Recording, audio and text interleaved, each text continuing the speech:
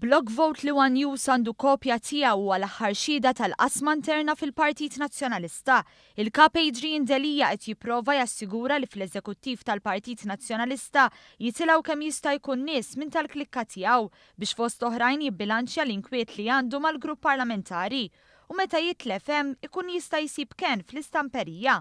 Għandu wkoll bżonn eżekuttiv favur tiegħu għax se jkun dak li jaħtar is-Segretarju Ġenerali tal-Partit. Delia ma jaffordjax li jkollu segretarju ġenerali mhux tiegħu meta wieħed iqis in-nuqqas ta' appoġġ fil-grupp parlamentari. Fuq il-block vote ta' Delia hemm Pierre De Bono u Pierre Portelli li xi ħadd minnhom irid isir segretarju ġenerali skont il-pjan ta' Delia. Hemm ukoll persuni prominenti mill-midja bħal Mario Frendo u Jerome Caruana Cilja.